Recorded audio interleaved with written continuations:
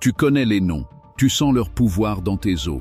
Odin, le père de toutes choses, dont les corbeaux murmurent les secrets des mondes. Thor, le tonnerre, dont le marteau protège les royaumes des hommes. Loki, le trompeur, le feu qui danse aux confins de la création. Ils sont les piliers du panthéon nordique. Mais si je te disais qu'il y a un membre fantôme dans cette famille divine, un vide en forme de Dieu au cœur même de leurs histoires. Si je te disais que l'un des plus puissants, des plus anciens, des dieux les plus vénérés du Nord a été délibérément effacé, son nom n'est pas prononcé par les skaldes. Ses exploits ne sont pas chantés dans les grandes salles.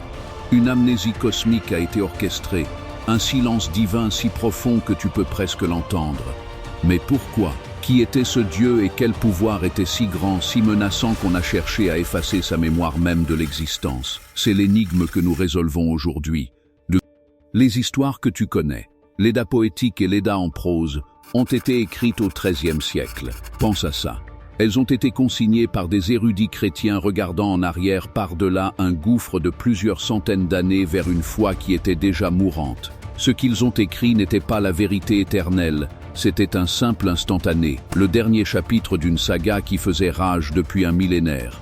Pour trouver notre fantôme, nous devons regarder au-delà de l'encre et du parchemin.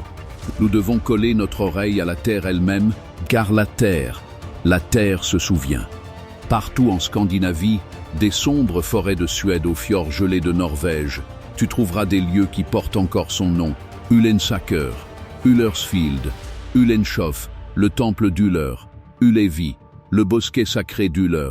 Il y a plus de toponymes qui lui sont dédiés qu'à presque n'importe quel autre dieu, à l'exception de Thor. Ce n'est pas l'empreinte d'une divinité mineure. C'est la marque d'un roi, un dieu dont le culte était si central, si vital que des communautés entières se définissaient par sa présence. Alors pourquoi apparaît-il à peine dans les mythes? Les chroniques disent que les mythes appartenaient à Odin et à sa lignée, mais la Terre dit le contraire. Le pacte avait été conclu avec un autre, et ce pacte a été rompu.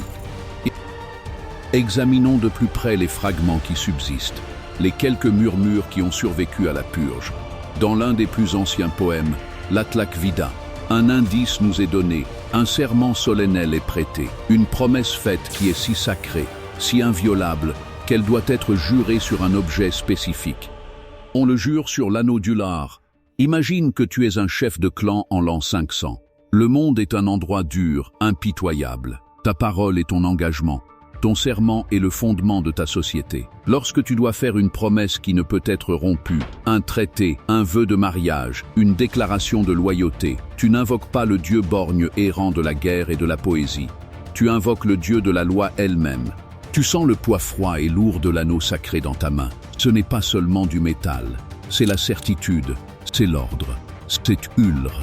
Ce n'est pas un dieu de la tromperie ou des marchés de dupes.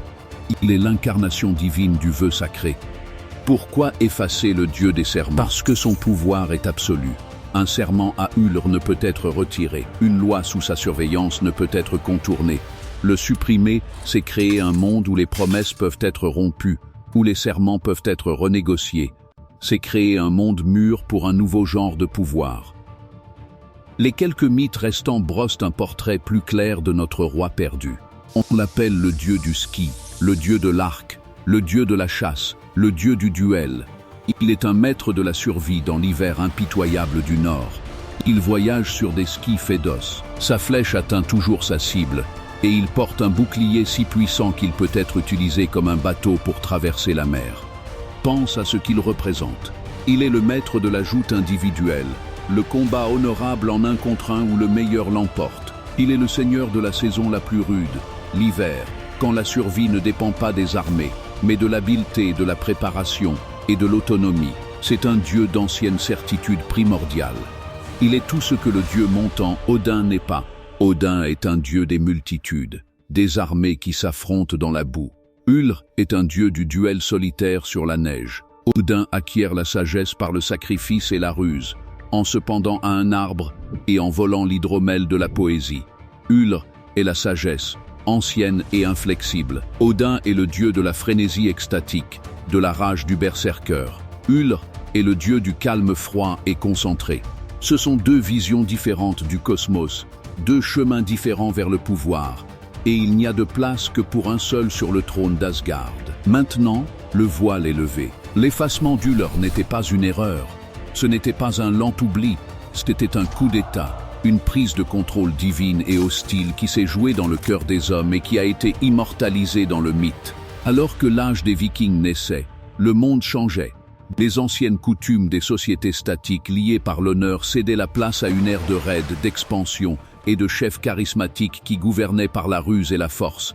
Qui est le Dieu parfait pour un pilleur viking? Le Dieu qui bénit le parjure, celui qui trahit son Seigneur pour une plus grande part du trésor. Le Dieu qui valorise la victoire par-dessus tout, qui récompense la ruse habile et la fureur démente de la bataille. C'est Odin. Le culte d'Odin était une puissance expansionniste. Il s'est répandu dans le nord et ce faisant, il a absorbé ou remplacé les anciens dieux. Il a consumé leur domaine. La magie des Vannes, absorbée. La royauté divine de Tyr, marginalisée. Et l'autorité absolue et inébranlable d'Ullr, elle devait être effacée. L'indice le plus révélateur est une seule histoire bizarre, presque une note de bas de page laissée dans les sagas. Elle nous raconte que pendant une période de 10 ans, Odin a été chassé d'Asgard en exil et qui prend sa place, qui s'assoit sur le trône du Père de toutes choses et règne sur les 9 mondes. Ullr, or, ce n'est pas juste une histoire, c'est un souvenir, une cicatrice laissée dans la mythologie.